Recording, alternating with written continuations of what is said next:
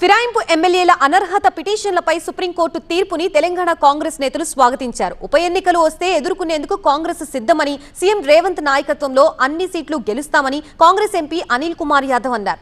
BRS నాయకుల petition ని court కొట్టేసిందని, ఈ తీర్పు బీఆర్ఎస్ నేతలకి చెంపపెట్టు అని కాంగ్రెస్ ఎమ్మెల్యే మధుసూదన్ రెడ్డి అన్నారు.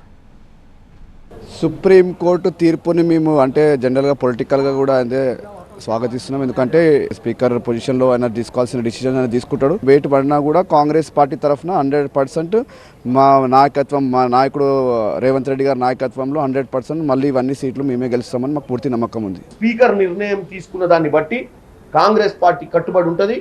స్పీకర్ ఏ నిర్ణయం తీసుకున్నా, ఒకవేళ బై ఎన్నికలు వస్తే బై ఎన్నికలు నిలబడి గెలుస్తాం. ఎందుకంటే ఇవాళ ప్రజాపాలన బ్రహ్మాండంగా చేస్తున్నాం. ప్రజలు మా వైపుర్రు.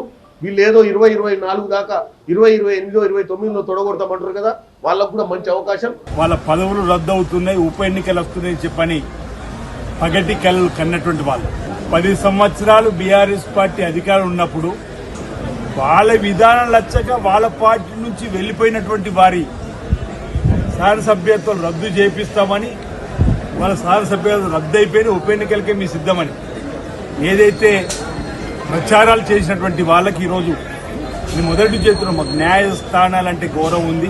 3 మాసాల్లో స్పీకర్ గారు ఈ అంశాన్ని తేల్చండి అని చెప్పని తీర్పు వచ్చినట్టు. మీరు వేసిన కేసు ఏంది?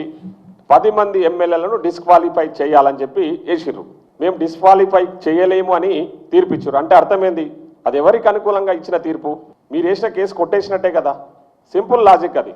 స్పీకర్ గారికి నిర్ణయం తీసుకోమని చెప్పేసి సుప్రీంకోర్టు ఒక టైం ఫ్రేమ్ ఫిక్స్ చేస్తూ ఇచ్చిన విషయాన్ని కూడా మేము స్వాగతిస్తా ఉన్నాం. సుప్రీంకోర్టు ఇచ్చిన తీర్పు బీఆర్ఎస్ పార్టీకి చెంపపెట్టులాగా ఉన్నది. తెలివి తక్కువ ప్రకటనలు చేస్తున్న ఆ పార్టీ నాయకులు ఆ జడ్జిమెంట్ని కనుక చదివితే వాళ్ళకు అర్థమవుతుంది. స్పీకర్ అధికారాలను ప్రశ్నించలేదు. స్పీకర్ యొక్క హక్కును ఎప్పుడు కూడా సుప్రీంకోర్టు కానీ హైకోర్టు కానీ ఎప్పుడు కూడా ప్రశ్నించదు. కోర్టు ఆధీనంలో ఉన్న విషయాలను కామెంట్ చేయొద్దు. కోర్టును గౌరవిస్తాము. కోర్టు ఏం ఆదేశాలు ఇస్తే దాన్ని గౌరవిస్తాం. కోర్టు ఆదేశానుసారం, స్పీకర్ ఆదేశానుసారం ఏ నిర్ణయం తీసుకుంటే కట్టుబడి ఉంటుంది. తప్పకుండా శిరసావహిస్తామని చెప్పినాం కదా. ఏ నిర్ణయం వచ్చినా కానీ కట్టుబడి ఉన్నాం.